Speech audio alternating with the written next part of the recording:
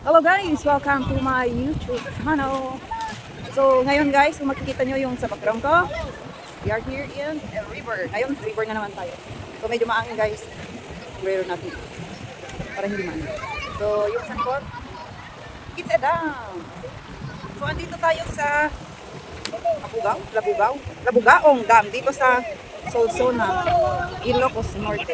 So guys, this is our first time na pumunta dito and it's sort of like sa Madongan Dam din guys. So, from the mountain to here. Kaya mga bata, nag-enjoy na rin. And that's our group. Sa likod, malayo. Later, pupunan natin sila. So, let's go and explore this place guys. So, actually, yung dam, when it comes to dam, syempre may ano yung, hindi ko alam kung anong tawag mo. Basta dam. And it's sort of bato-bato sa langit, tamaan, huwag magaling. Medyo baka mababasa tayo. Tamaan dito. Let's see if we can cross the bridge. 1, 2, 3. Dantan! So this is our little girl. Hi! Nabitak tayo swimming na.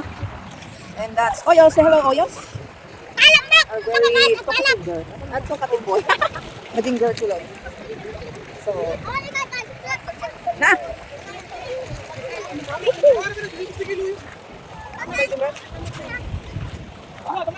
Nag-enjoy ang ito pag ganito guys, talagang gusto nila sa nila. Na ano na yung sombrero. So we are going near the falls down there. Kung anong ano. Medyo malayo kasi doon sa highway, yung pinagparkingan namin. Actually, this is the dead end. Wala nang daan pataas. So yung pinagparkingan namin doon sa taas. So there's no other way hanggang doon lang. Dead end pala itong dam. So walang hindi nakalusot yung kalsada anywhere. So yung ano niya hanggang sa taas, doon lang siya. So, hindi siya sumulpot sa ibang place. And here, ito yung controller. Hindi ko na, basta ito yung pinag-aanuhan ng tubig where they can control the water na pumupunta sa mga palayan. So, ayan siya. Pinagsisimingan din ng mga bata where they can jump and dive. Ayan, so yun yung dam. So, yun yung control niya sa taas. O, diba? But then, we are going up doon sa pinag-aanuhan ng tubig. Naka-record ba? Baka mamaya. Ang ano dito, maraming basag na so ewan, baka pinagtatapon nila yung mga bote dito kasi ang daming basag dahil ano ko nakita. So somehow yung daan papunta dito okay naman siya pag ganito hindi maulan or kasi medyo matagal na rin hindi umulan dito guys. Teka, yan ko lang yung ano ko kasi ano na yung sombrero ko. Nililipad na. So we are going to check on there. Kasi doon sa Madongan at sa Tingras. Madongan sa Tingras. Doon yung previous vlog ko sa Madongan yata. Sort of ganito rin siya. Pero may cottage. Dito, may ginawa daw na cottage noon. Pero, noong dumaan ang bagyo, anong tawag nun? Natangay na malaking agos na tubig. Correct ba? Marunong ba akong mag-Nagarog? So cute. Let's check it. So, ganyan ang itsura guys. Going near the dam. So, we are going may nakita ko. So, magandang ano niya. Ayan. Yung naiwanan ng tubig baha or flood or nung bagyo. Ayan yung puno. Puno. Ayan siya. So, may pagkalakas-lakas din kasi doon sa taas, bumaba na rin. And here, as you can see, buhay pa naman to. It's an acacia tree.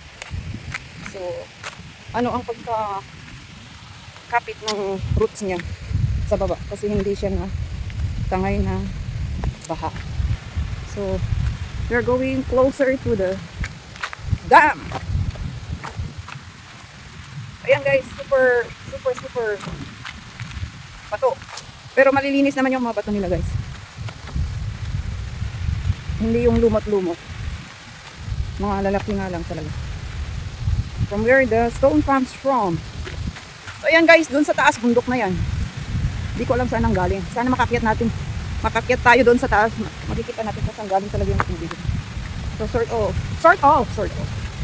Maganda rin naman dito guys. Oh. Kaso nga lang kasi mabato siya. Mahirap dito sa kanya. Doon kami galing. So mahirap yung daan. Bato. Okay lang sa mga malalaki. Pero pag matatanda na, medyo delikado kasi baka maano sila sa bato. Madulas sila sa mga bato dito. Lalaki pa man din yung mga bato. So ito, isang isutan ng tubig. Pero wala nang tubig na dumadaloy. So talagang maraming dadaanan ng tubig. Ako dapat doon tayo sa kabila dumaan. Baka hindi tayo makakyat. Ayan siya guys. So yung sa baba niya, siguro malalim kasi blue color. Oh, di ba? Nabugaaw lang. Let me check the name guys. So dito sa Solson na siya guys. We are getting closer to the place pero hindi yata tayo makakyat. Walang daanan. Ang cute ng bato. Silip na lang tayo dito guys. Okay. Step yes. Hanggang dito na lang tayo. Yan yung daan pa lang. Pero hindi ko alam yung daan pa lang. Oh. Walang daanan. Gusto ko sanang umakyat doon guys para makita natin dito. Natulay yata ko. Is there a way for us to go up? Sige, titik natin guys. Yan sinaate niya. Sabi ba? May mga nagpipiknik dito. Balik tayo sa tinanggalingan natin. Kaso, ako sa langit na ano pa yan eh.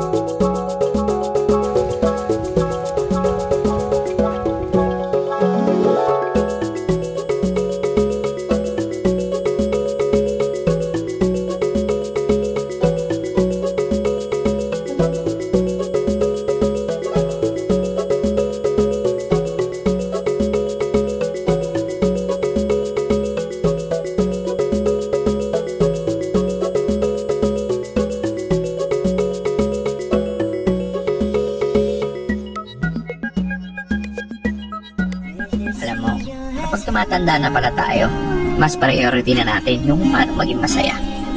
Marirealize mo na mas masarap i-enjoy ang buhay pag masaya ka. Di mo kailangan makipagtalo sa mga taong walang bilib sa'yo as long as nag-enjoy ka naman sa ginagawa mo.